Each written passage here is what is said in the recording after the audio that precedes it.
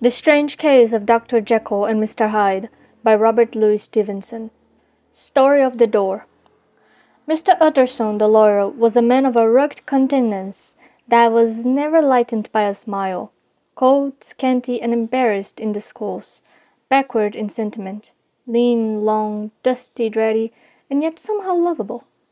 At friendly meetings, and when the wine was to his taste, something eminently human beaconed from his eye, something indeed which never found its way into his talk, but which spoke not only in these silent symbols of the after-dinner face, but more often and loudly in the acts of his life. He was austere with himself, drank gin when he was alone to mortify a taste for vintages, and though he enjoyed the theatre, had not crossed the doors of one for 20 years. But he had an approved tolerance for others, sometimes wondering, almost with envy, at the high pressure of spirits involved in their misdeeds, and in any extremity inclined to help rather than to reprove. "I incline to Cain's heresy," he used to say quaintly. "I let my brother go to the devil in his own way." In this character, it was frequently his fortune to be the last reputable acquaintance and the last good influence in the lives of down-going men. And to such as these, so long as they came about his chambers, he never marked a shade of change in his demeanour. No doubt the feat was easy to Mr. Utterson, for he was undemonstrative at best, and even his friendship seemed to be founded in a similar catholicity of good nature. It is the mark of a modest man to accept his friendly circle ready-made from the hands of opportunity, and that was the lawyer's way. His friends were those of his own blood, or those whom he had known the longest. His affections, like ivy, were the growth of time. They implied no aptness in the object. Hence, no doubt the bond that united him to Mr. Richard Enfield, his distant kinsman, the well-known man about town. It was a nut to crack for many, what these two could see in each other, or what subject they could find in common.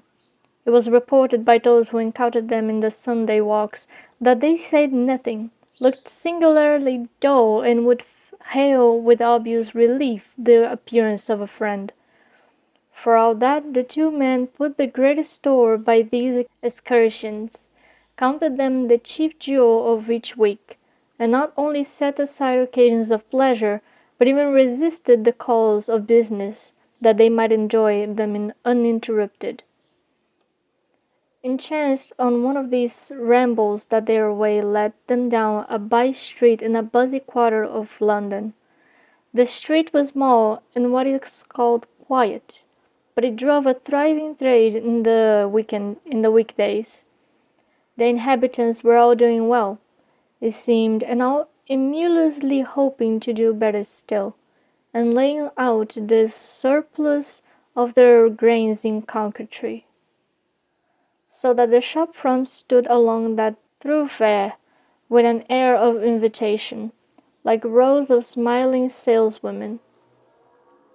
Even on Sunday, when it veiled its more florid charms and lay comparatively empty of passage, the street shone out in contrast to its dingy neighbourhood, like the fire in a forest, and with its freshly painted shutters, well-polished brasses, and general cleanliness and gaiety of note, instantly caught and pleased the eye of the passenger.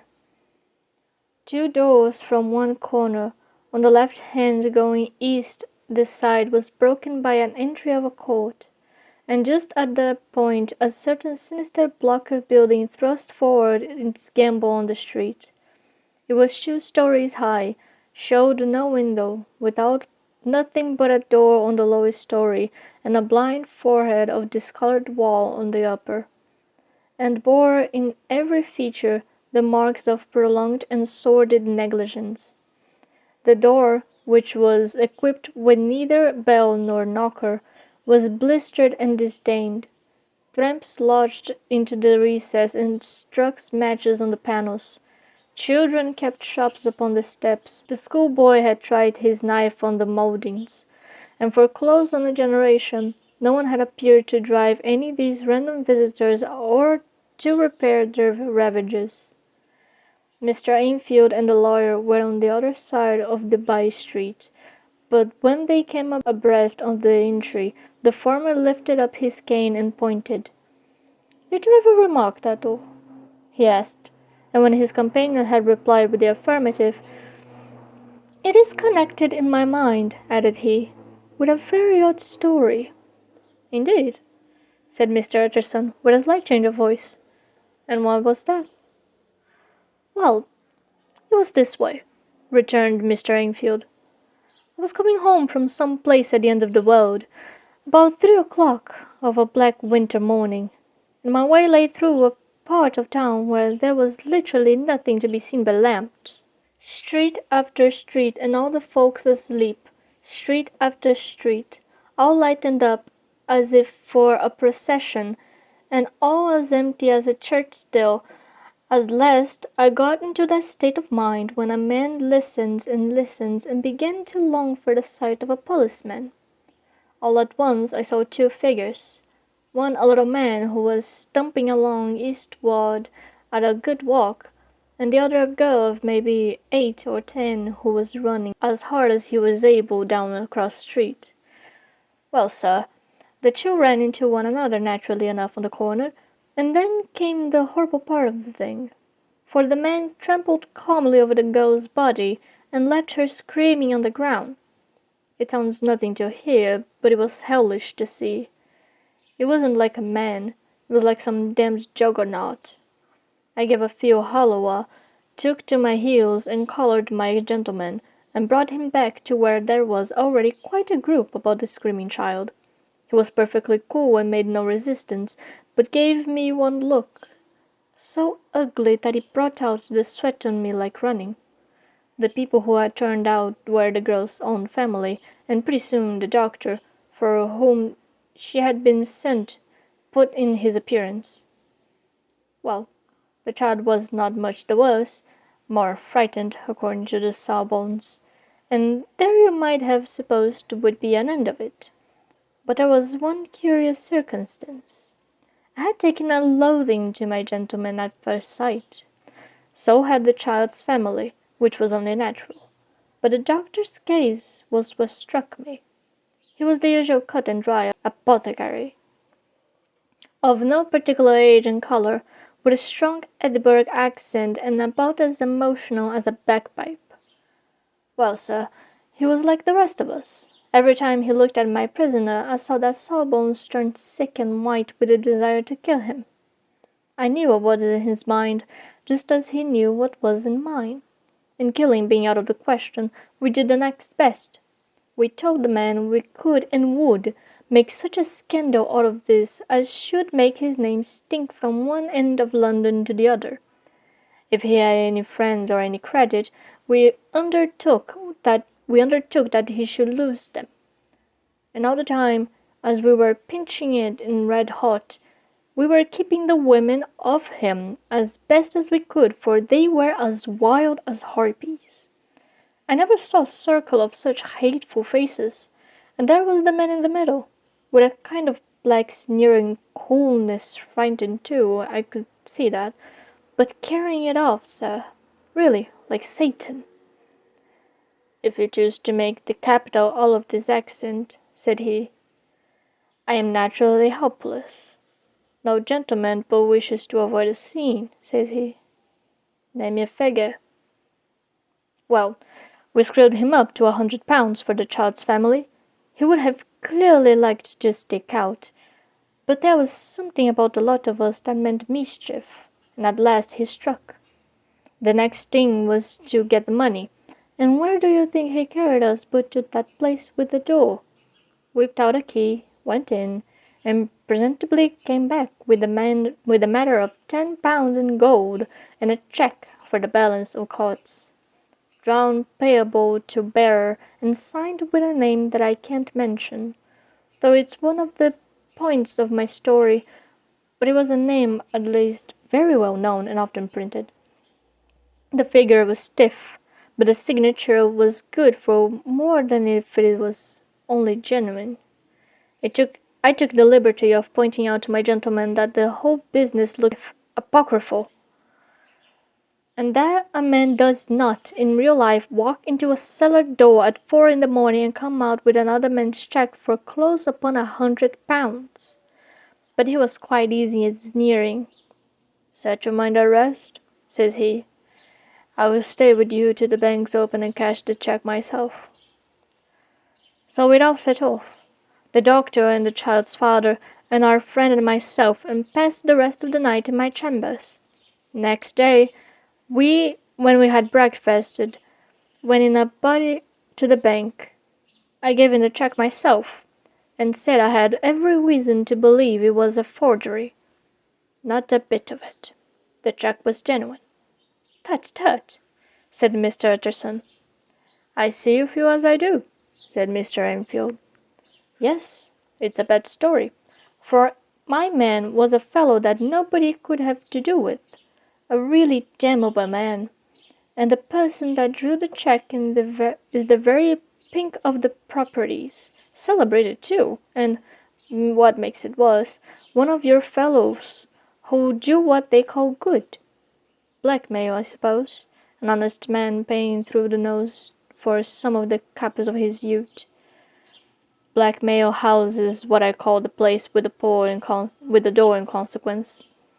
Though even that, you know, is far from explaining all," he added, and with the words fell into a vein of musing.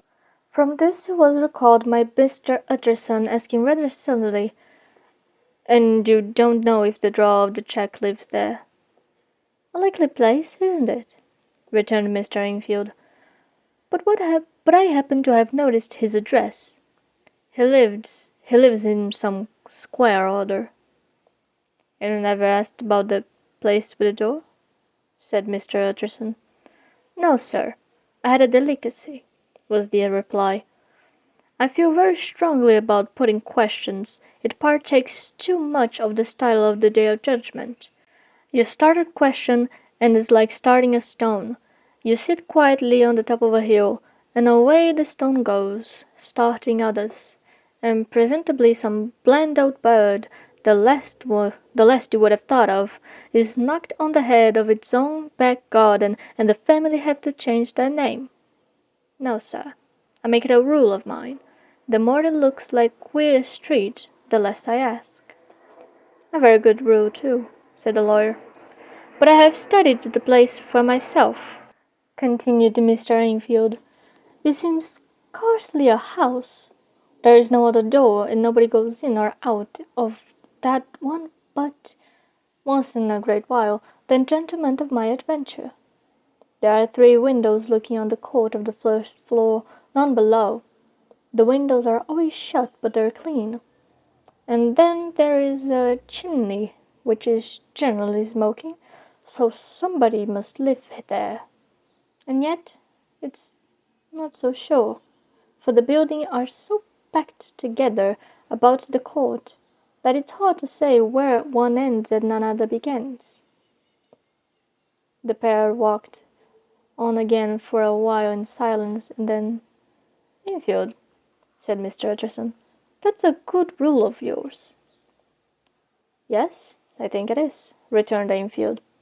"But for all that," continued the lawyer, "there's one point I want to ask. I want to ask the name of that man who walked over the girl." "Well," said Mr. Enfield, "I can't see what harm it would do. It was a man of the name of Hyde." Said Mr. Utterson. "What sort of man is he to see?" "He is not easy to describe. There is something wrong with his appearance, something displeasing, something downright detestable. I never saw a man I so disliked, and yet I scarce know why. He must be deformed somewhere. He gives a strong feeling of deformity, although I couldn't specify the point. He's an extraordinary-looking man, and yet I really can name nothing out of the way. No, sir, I can make no hand of it. I can describe him, and it's not want of memory, for I declare I can see him this moment." Mr. Utterson again walked some way in silence, and obviously under a weight of consideration. "You are sure he used the key?" he inquired at last. "My dear sir," began Enfield, surprised out of himself. "Yes, I know," said Utterson. "I know it must seem strange. The fact is, if I do not ask you the name of the other party, it is because I know it already. You see, Richard, your tale has gone home. If you have been inexact in any point, you had better correct it." "I think you might have warned me," returned the other with a touch of solaceness. "But I have been pedantically exact, as you call it. The fellow had a key, and what's more, he still has it. I saw him use it not a week ago." Mr. Utterson sighed deeply, but said never a word, and the young man presently resumed. "Here is another lesson to say nothing," said he. "I am ashamed of my long tongue. Let us make a bargain never to refer to this again." "With all my heart," said the lawyer. "I shake hands on that, Richard."